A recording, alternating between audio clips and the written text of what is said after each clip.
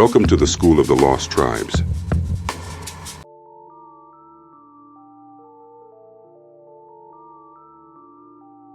Corporate worship must be orderly. Yahweh's structure for Israel's worship. Introduction. Yahweh is a power of order, and his instructions regarding worship reflect his divine structure.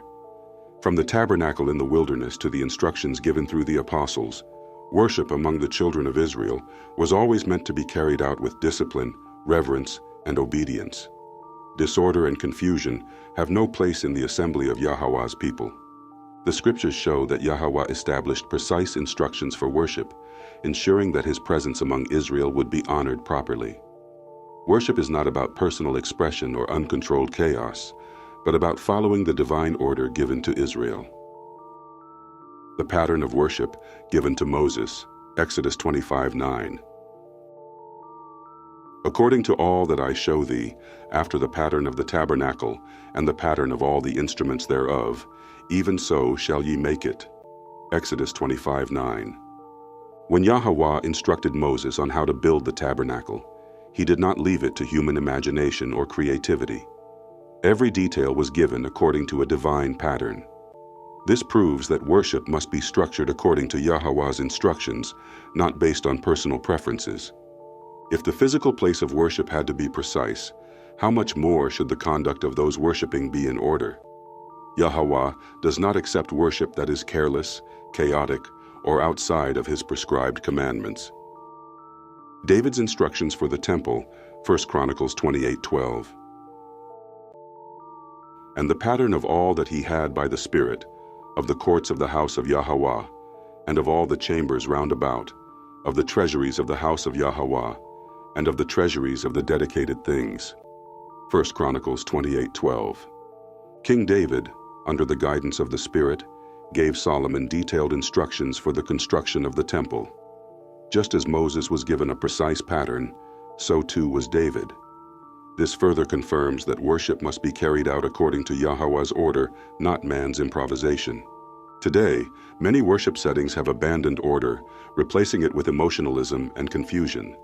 However, true worship in spirit and truth follows Yahweh's structured design. The tabernacle in the wilderness, Acts 7:44. Our fathers had the tabernacle of witness in the wilderness, as he had appointed, speaking unto Moses, that he should make it according to the fashion that he had seen. Acts 7:44. The early church acknowledged that the worship of Israel was always according to an established pattern.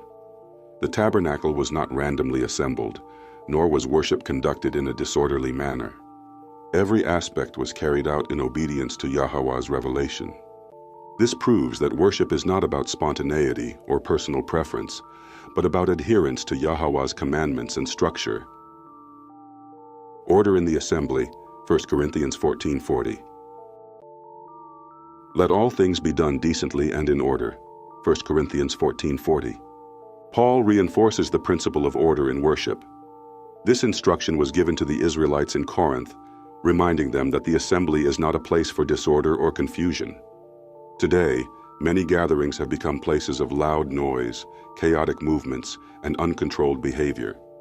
This is not the order of Yahweh. Worship must be structured with respect for Yahweh's presence and an understanding that the assembly is holy.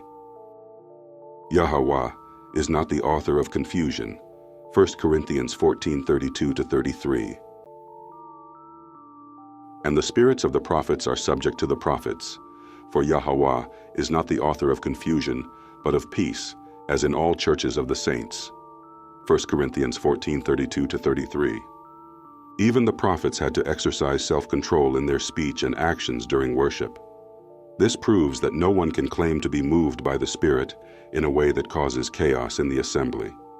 If someone is truly led by the Spirit of Yahweh, their conduct will reflect order, humility, and discipline. Yahweh is a power of peace, not confusion. Any assembly that operates in disorder is not aligned with his ways. Conclusion. Corporate worship among the children of Israel must be conducted with order and reverence. From the days of Moses to the apostles, Yahweh has consistently shown that worship is not a free-for-all, but a structured, disciplined act of devotion. The scattered tribes must return to worshiping Yahweh in a manner that aligns with His commandments.